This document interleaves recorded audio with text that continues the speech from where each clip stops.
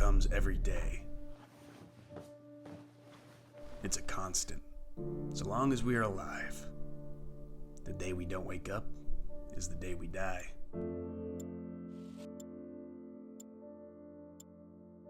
So I have this idea, right? It's in my head. A story. I sit down most days to get these words out on paper or on the computer screen. The cursor flashing like it's mocking me. It's saying, I'm here, constantly. My resistance, my hurdle. I'm choking. I can't put a single letter down. I'll do anything to avoid my fingers pressing those keys, my pen flowing on paper. I can't do it. Mr. Resistance holds my hands to the table. He ties them to the concept of time as it passes. Time passes to no avail. Words have not come. I've gained nothing, but lost a lot. This is me, every day.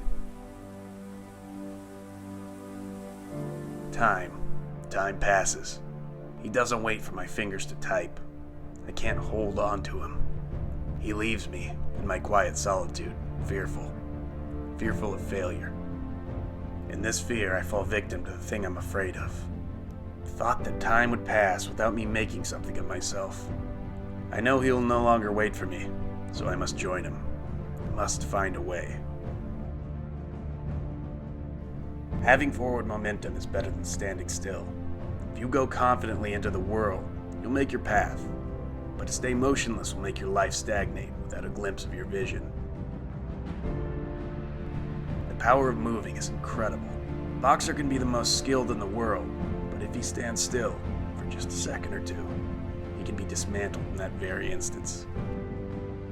It's not what you write, it's the act of writing that is required. This is the same for any pursuit. We can get so wrapped up in the details. How fast your race time is going to be, how much money you're going to make on this deal, what the coach is going to say, what are you going to write?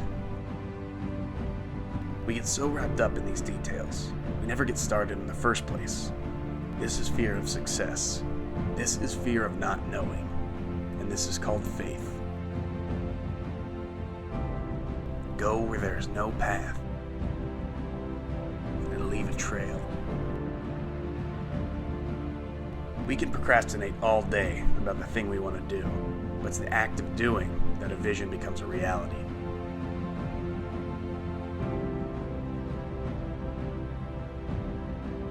There are many select words that can be chosen to explain defeating this situation. But in the words of my favorite quote, just do it. Don't stop, keep moving. Push forward, don't stop.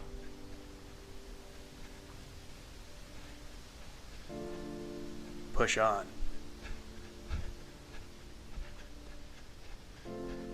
Stop dreaming, start doing.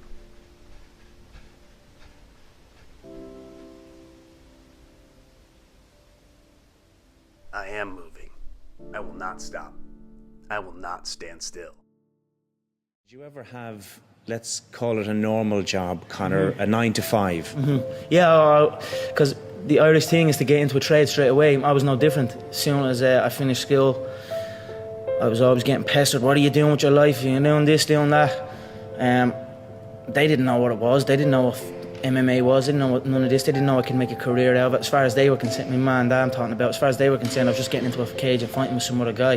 They didn't know nothing about it. No one did, really. But I knew, you know what I mean? I knew. But and then I ended up getting a trade just to keep them quiet. Because I used to have a lot of fights with my dad. What trade did you get? I ended up getting a trade as a plumber.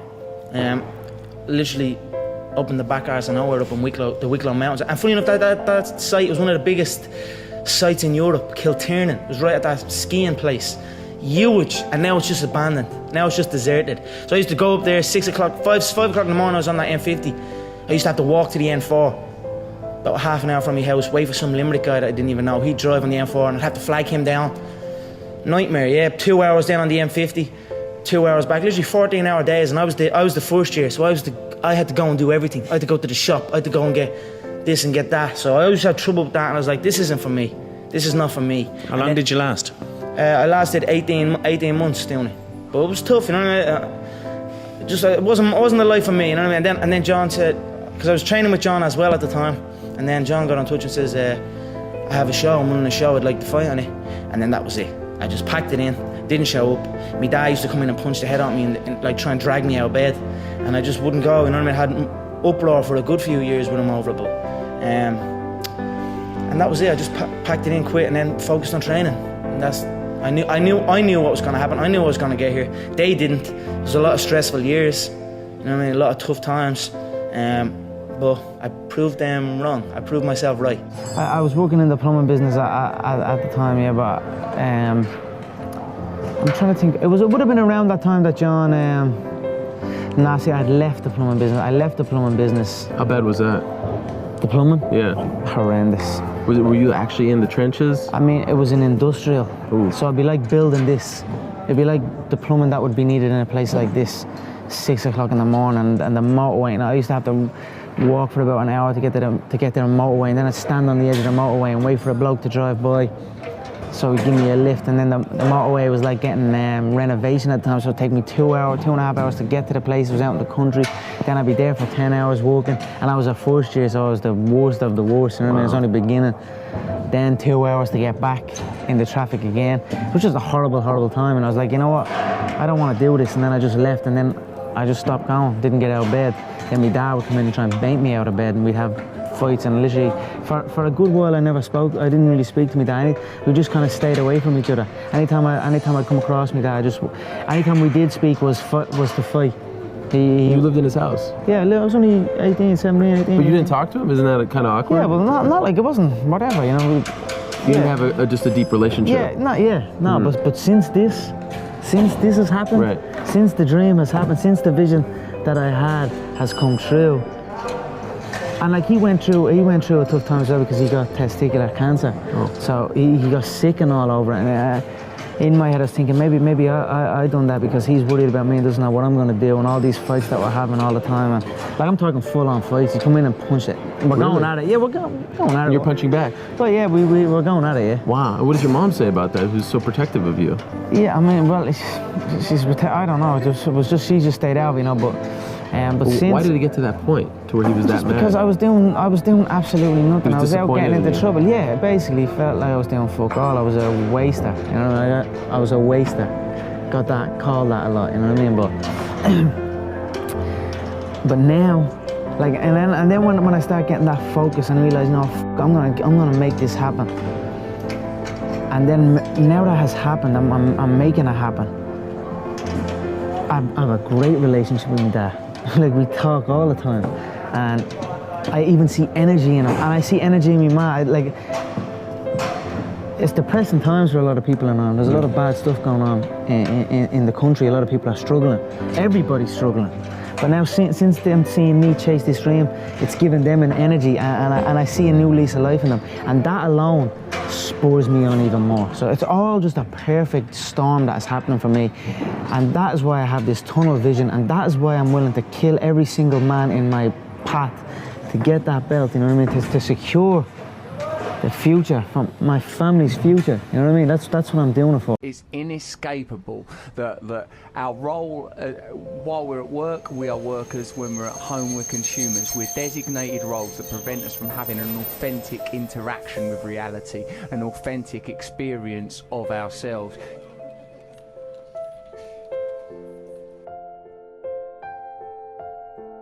You work in order to make money to play.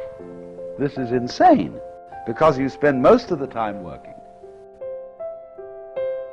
If you don't really value the work, I mean, you're lucky if you've got work that you really enjoy doing, but if you don't really value the work, all you get out of it is money. Then you come home with that and you're supposed to play. They sit and passively watch television, and but we don't enjoy it. Not really. There's no gusto for it. It's somewhat contradictory. Happiness consists in the possession of things. A lot of people, when they feel inadequate, bored, unfulfilled, try to get rid of this sensation by going shopping. A lot of people spend all their daytime shopping. Yes, the real world now is always unseizable. It's changing. You can't grasp it. There's nothing to hold on to. But that's why it's spiritual. When you lean on it, it collapses. But don't lean on it. Live in it, but don't lean on it. Don't try to hold it. Because in just the same way as when you embrace someone and you try to hold too hard, you squeeze the breath out. And therefore you strangle. So in the same way, you don't grab hold of the world. You can't sense it that way. I cannot feel whatever this is. That the physical world, right here and now, this absolutely concrete moment, is everything that you could ever have imagined the beatific vision to be. This is quite startling, but it's so. If you are really wide awake. It's a kind of a light touch. You let it flow through your fingers. And so by letting life slip, and it's always slipping, it's now ever changing. It's the more it runs, the more it stays. The more it stays, the more it runs. That's the way it is. And if you don't hold on to it, it's always here. If you do hold on to it, it's always running away.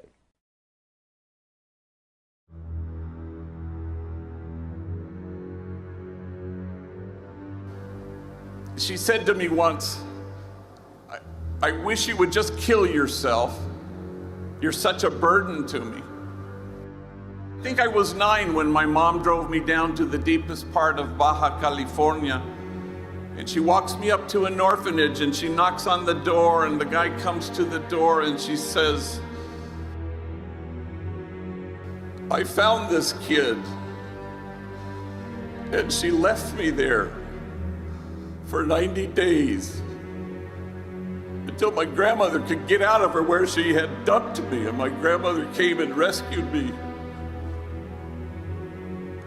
My mom beat me every single day of my elementary school years with things you could imagine and a lot of things you couldn't. Every day my back was bloodied and scarred. I had to wear 3 t-shirts to school each day. First t-shirt because the blood would seep through, and second t-shirt you could still see it. Finally, the third t-shirt you couldn't see any blood. Kids at school, they'd make fun of me. Hey fool, it's 100 degrees. Why are you wearing 3 t-shirts? And then he stopped speaking, so overwhelmed with emotion. And he seemed to be staring at a piece of his story that only he could see. When he could regain his speech, he said through his tears,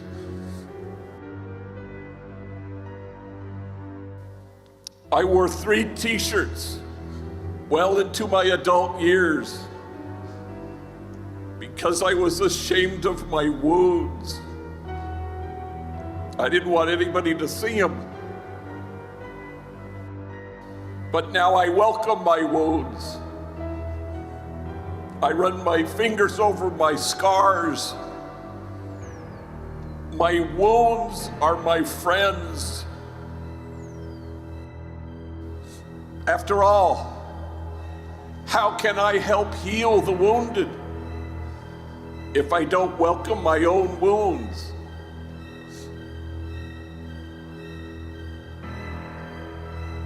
The measure of our compassion lies not in our service of those on the margins, but only in our willingness to see ourselves in kinship with them.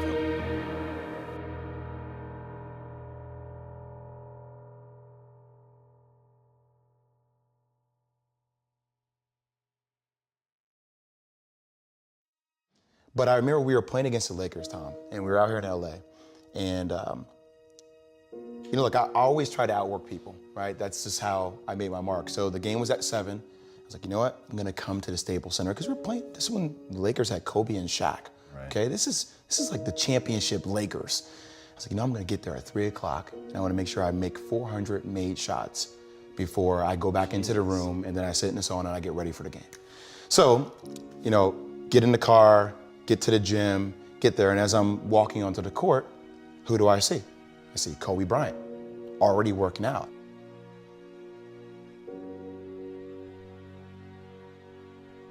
So I put my sneakers on, and so once I set my foot across that line, I started working out.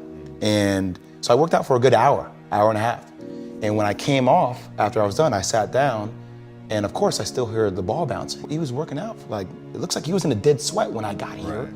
And he's still going. And it's not like his moves are nonchalant or lazy. He's doing like game moves. Right. Get in the sauna, get ready for the game. That game, he drops 40 on us, okay?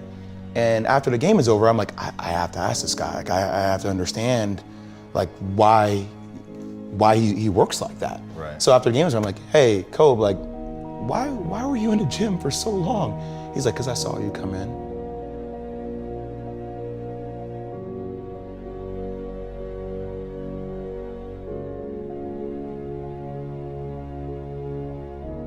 That it doesn't matter how hard you work, that I'm willing to work harder than you.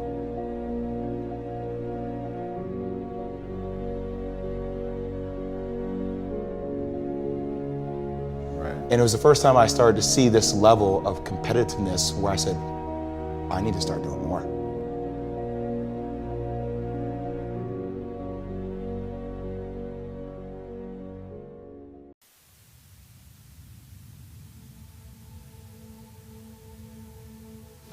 Just fed up. I was fed up working for somebody else. I was fed up taking the scraps that somebody that didn't even know me is giving me. I'm working for you, putting in five days a week, 8 hours a day. You tell me when I'm gonna eat my lunch. You tell me when I can take a break.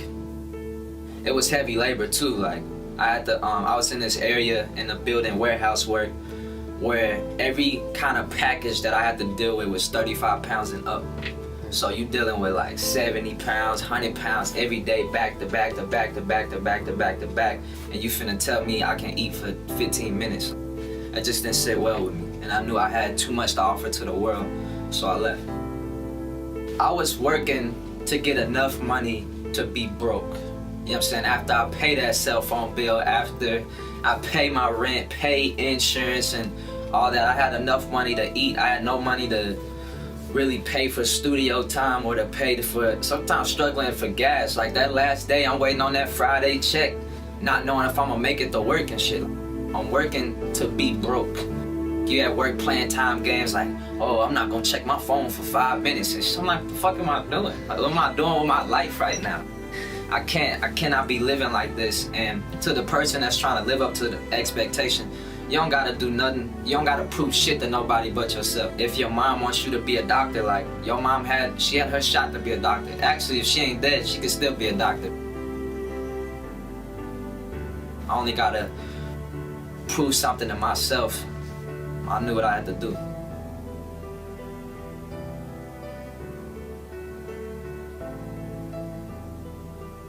The universe cannot say no to a man that's determined. And I truly believe that in my soul. It's determined. When you're determined, the universe has its way of kind of moving itself out your way and giving you whatever you ask for. I would work 8 hours a day. I would work from 9 to 5. Sit in traffic for an hour. My car got no fucking AC in it once. So we talking Texas heat, the whole summer, no AC's 100, 105. So in the car, you got a car that's been sitting in the heat for 8 hours. So feel like 110 when you in there. Now go in the studio 8 hours, go home 3, 4 in the morning, go back to work, do it again. And it was cool, but it was if I had 16 hours of my day that I could focus on this, how much better would I get? How much determined would I be? Cause everybody wants the bright lights, but nobody prepares for them. I could die right now. Something could happen. This building can fall in on this interview right now. We just gone, just dead for no reason. So why would I spend a second of my life doing something that I don't want to do? So whether that makes me a rapper where I'm living in the Hamptons or living under a bridge, I'm gonna live with the consequences.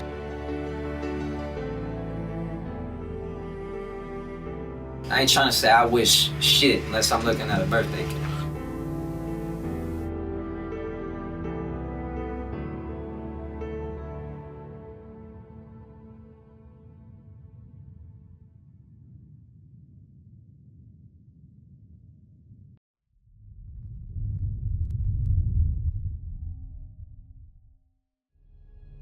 Four o'clock in the morning, I wake up. 4:30, 4:45, I'm doing some sort of cardio. Open these garage doors. It's still dark outside. I do this and then I'll have breakfast and then I will go do all my strength and conditioning training at a gym for about an hour. And then I'll go to set. We all average probably about 5 hours of sleep. It's 4:45 a.m. It's still dark outside. Look at that, the lights just went out and I'm getting ready to kill this AM cardio. You can't even see me, but it's gonna be so good, it's bad. Focus! If you do anything, you never want to do anything half-assed, especially when it comes to your training. Get in, be intense, execute on it, and then get out.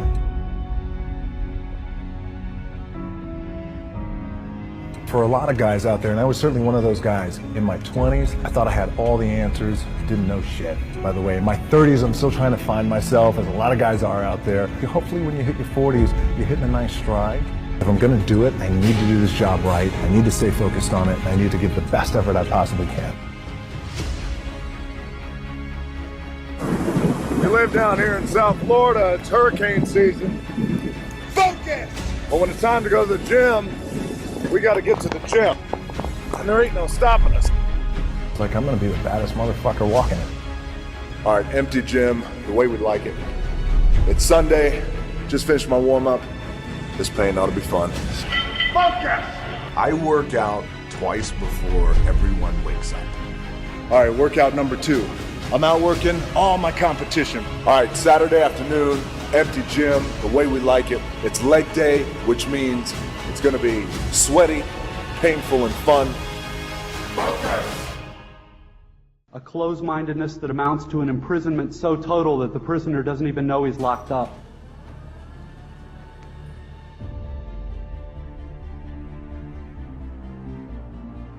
The most powerful tool that you have right now in your life, in your body, is your mind.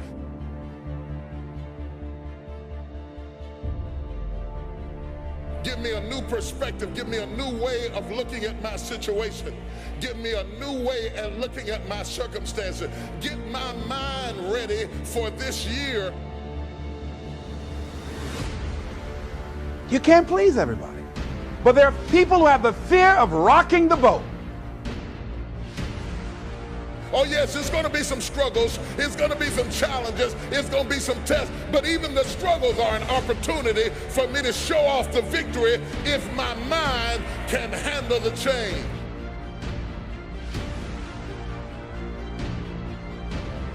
But life is too short for that. Too short and unpredictable, moseying through. Not trying to disturb anything, not trying to shake anything up, not trying to make any waves. I'm as young as I'm ever going to be. I can't get any younger. I can't roll the clock back.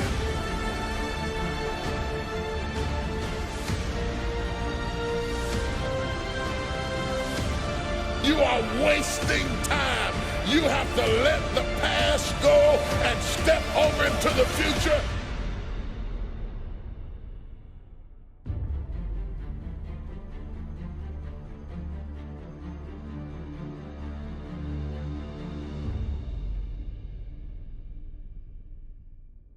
When you set goals, when you have an intention on something that you want to change about your life, your brain helps you. What it does is it opens up a checklist, and then your brain goes to work trying to remind you.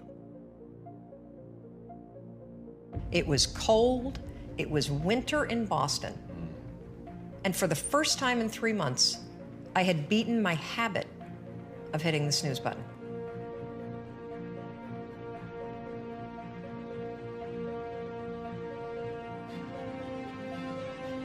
And it's really important to develop the skill. Before you are boxed and buried, decide that you're going to box and bury your fears. Decide that you're going to begin to live life on a new level, seeking out new horizons, that you're going to find more love and more joy and more ways to give. I wanted to change my life.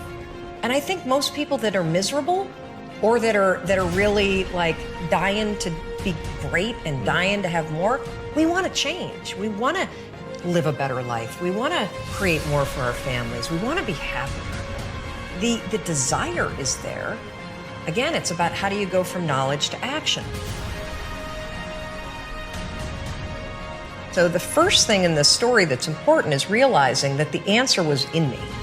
And my mind was telling me, pay attention.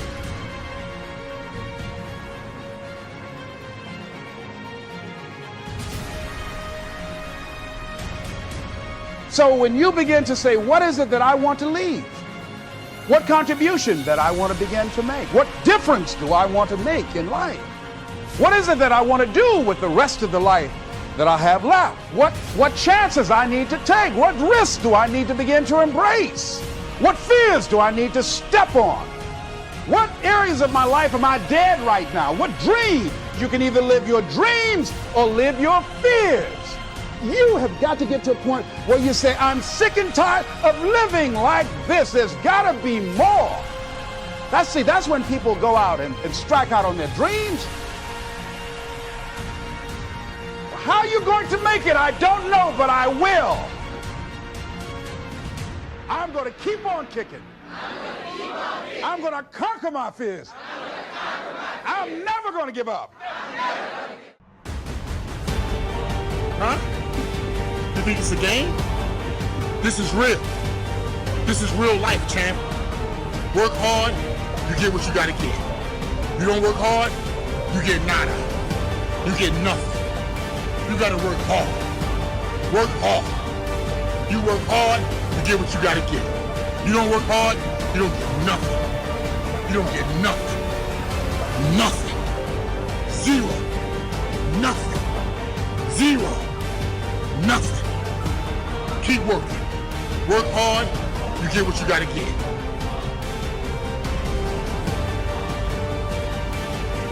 I'm gonna grind. I'm going to fight. I'm going to work. I'm going to press toward. I'm going to learn. I'm going to do everything in my power. Every single day, I'm going to do everything in my power to become a victor and not a victim. Let's go, champ. Let's go, champ. Pain Let's go, is champ. temporary. It may last for a minute, or an hour, or a day, or even a year. But eventually, it will subside. And something else will take its place. If I quit, however, it will last forever. You want to get better? You want to self-improve? Stop looking for a shortcut and go find your alarm clock and find your discipline.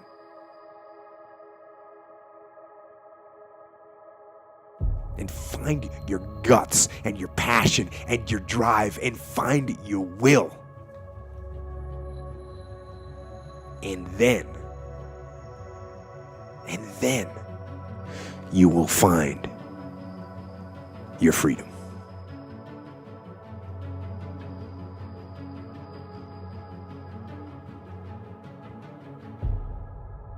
If you're afraid of heights, work on some rock climbing. If you're afraid of the water, it's time to swim. It's time to surf. It's time to get out there. If you're afraid of pull-ups, if you're afraid of pull-ups, do pull-ups. If you're in squats, do squats. If you're afraid of public speaking, go speak in public. If you're afraid to start a business, start a business.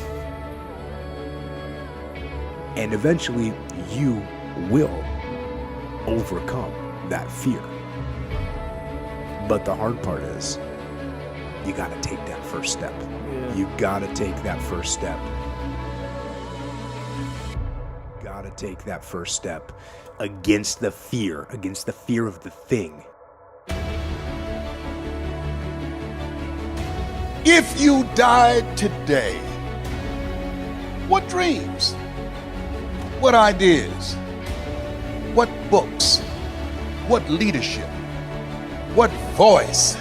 What story will die with you? of the dreams, the ideas, the abilities, the talents given to you by life, but you, for whatever reason, you never pursued those dreams. You never used those talents. You never used those gifts. You never used those abilities. And there they are standing around your bed looking at you with large angry eyes saying, we came to you. And only you could have given us life. And now we must die with you forever. And the question is, if you died today, what dreams, what ideas, what books, what leadership, what voice, what story will die with you? I said, empty your mind. Be formless, shapeless, like water. Now you put water into a cup, it becomes the cup. You put water into a bottle, it becomes the bottle. You put it in a teapot, it becomes the teapot. Now water can flow or it can crash. Be water, my friend. Let's suppose that you were able every night to dream any dream you wanted to dream, and that you could, for example, have the power within one night to dream 75 years of time, or any length of time you wanted to have. And you would naturally, as you began on this adventure of dreams, you would fulfill all your wishes. You would have every kind of pleasure you could conceive. And after several nights of 75 years of total pleasure each, you would say, well, that was pretty great.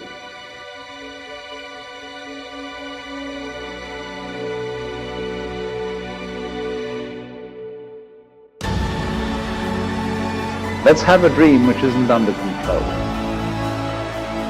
where something is going to happen to me that I don't know what it's going to be. And you would dig that and come out of that and say, wow, that was a close shave, wasn't it? And then you would get more and more adventurous, and you would make further and further out gambles as to what you would dream.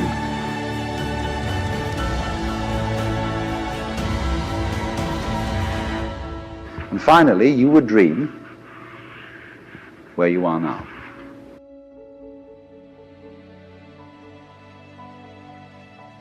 You would dream the dream of living the life that you are actually living today. That would be within the infinite multiplicity of choices you would have. We're here on chance, and we're going to go away. The nature of love is self-abandonment, not clinging to oneself, throwing yourself out. That keeps things moving. That's the nature of life. So in this idea then, everybody is fundamentally the ultimate reality. Not God in a politically kingly sense, but God in the sense of being the self, the deep down basic whatever there is. And you're all that, only you're pretending you're not.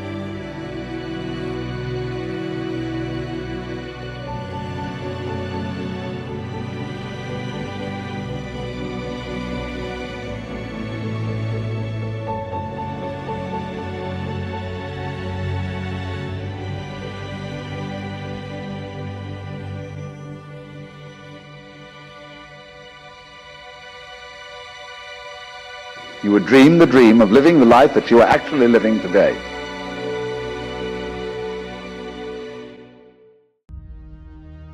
People want to know how to stop the laziness, and they want to know how to stop the procrastination. And, they have some idea in their head, some kind of a vision of what they want to do. But they don't know where to start. They don't know where to start it. They don't know where to start. And so they say, hey, where do I start? And when's the best time to start?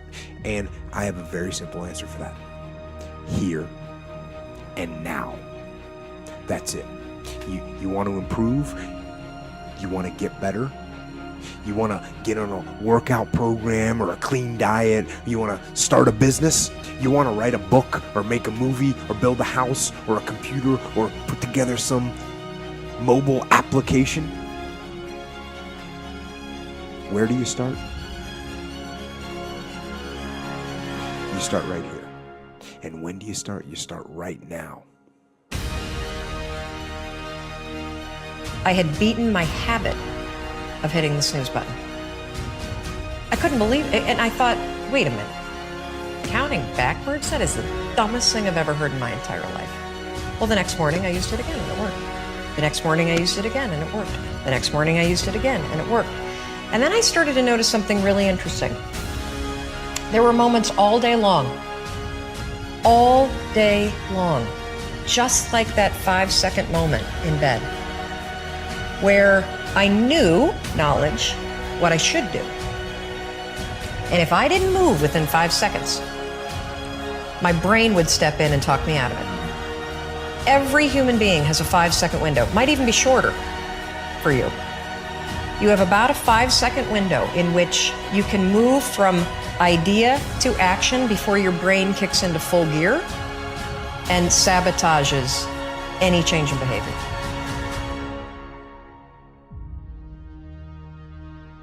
Because remember, your brain is wired to stop you from doing things that are uncomfortable or uncertain or scary.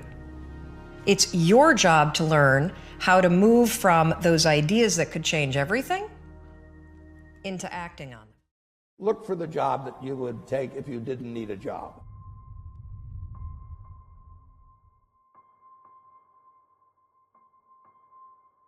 Don't sleepwalk through life, and don't say it's all going to be great.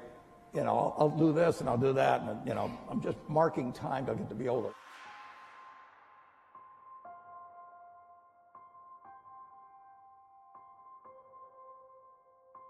You really want to be doing what you love doing, and you can't necessarily find it on your first job.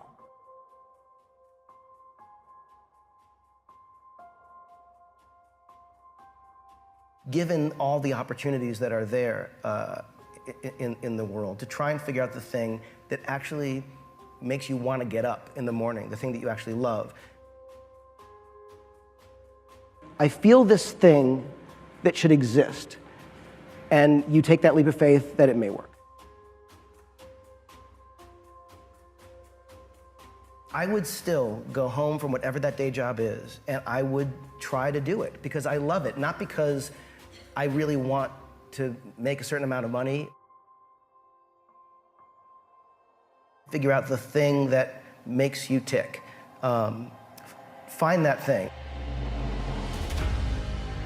That young people feel like if they don't know what they're born to do, that they're somehow broken.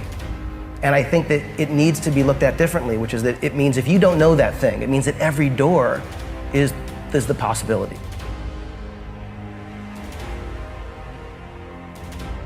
And if you can find that thing and deal with the pressure of maybe not making the amount of money that you would like to yet, or not getting to the company you'd like to yet, or not having success with your startup yet, these are all things that I think you can swallow if the thing you're doing speaks to you. It's that constant pursuit of the unobtainable, which is kind of magic, really.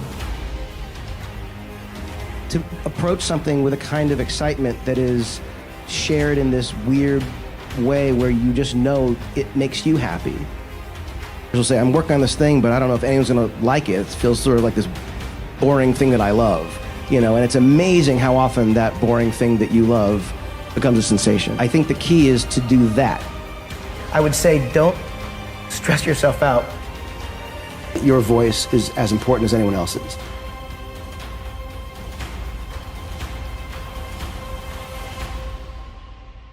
So it's a lot easier to actually write a screenplay than you think it is. It might not be good, but most people talk about writing screenplays but don't actually write them. The people who write them, you're already like in the top 10% because you actually have written it. I have the saying, work like someone's trying to take it all away from you. You know, I actually work like someone's spending 24 hours, working 24 hours to take it all away from you. Right? And when sometimes people don't have the determination, the will, and the steadfastness, the tenacity, they give in under the slightest struggle. Really viewed myself as particularly talented. I viewed myself as, slightly above average in talent. And where I excel is ridiculous, sickening work ethic. While the other guy's sleeping, I'm working. While the other guy's eating, I'm working. Hard work pays. I put in a hell of a lot of work. Hard work pays. I'm sitting at the top. I put it all on the line. I show up, I perform, and I get the results from that. And discipline, doing what you hate to do, but do it like you love it. Always testing yourself and forcing yourself to the limits. You have to have some ability, but then it's just how much will. I really do think there's just a thing people underestimate. It doesn't sound sexy. It doesn't sound cool. How much do you want it? Work ethic, and just how badly do you want it? That's what success in general is all about, sacrifice. From my experience. Every damn person who said I wouldn't be anything, I'm crushing them every day.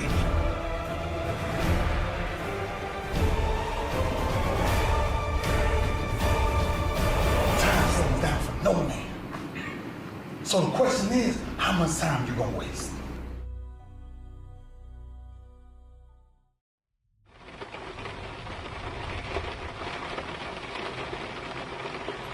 Don't know who you are. I don't know what you're going through.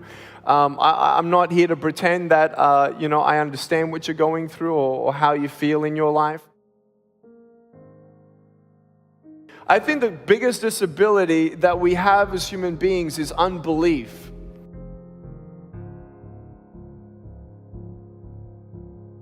Everything starts with a vision, and a man without vision dies.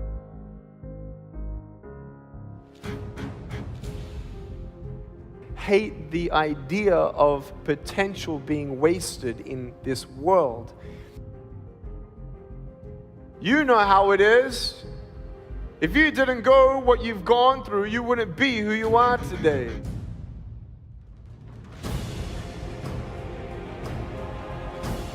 Is that as I kept trying new things, new doors kept opening.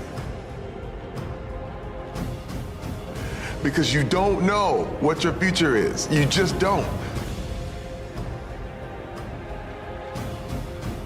You never know what's gonna happen. You never know what your future holds for you. Go for it, try it, because another thing, I am no different than anyone else out there. I am not here to say I have a superpower and it was all this. It was just, try it, go. Let's see what happens.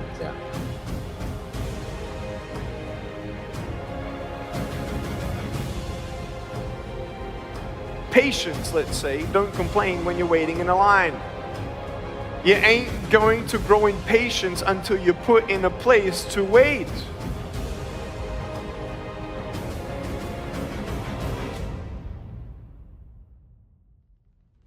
There are some times where you're going to wish that you could rewind and do things all over again.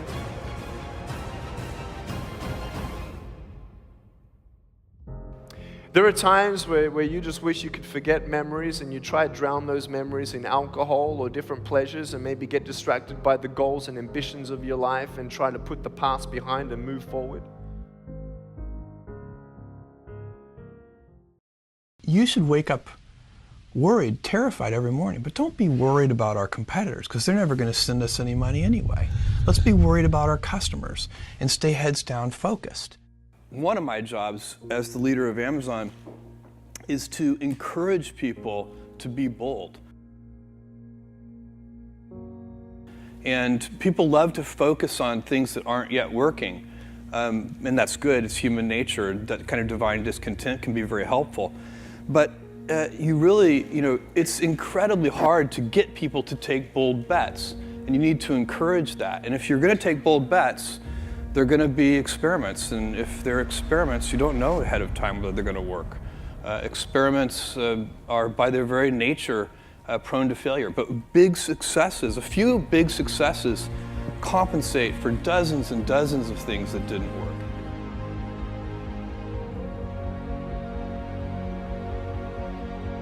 I've made billions of dollars of failures at Amazon.com. Literally, billions of dollars of failures. Because we know from our past experiences that big things start small.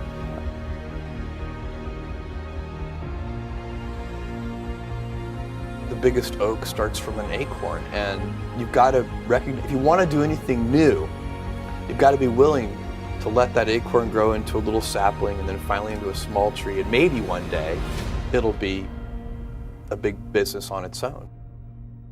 Amazon started as a very small company.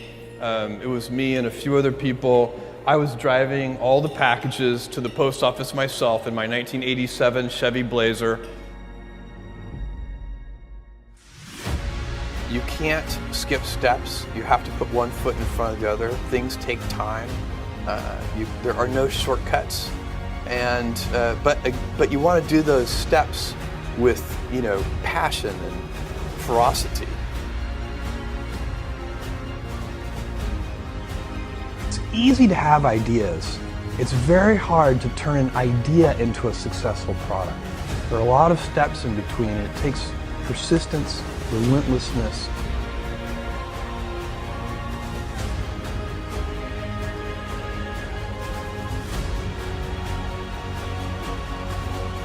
Is that stress primarily comes from not taking action over something that you can have some control over.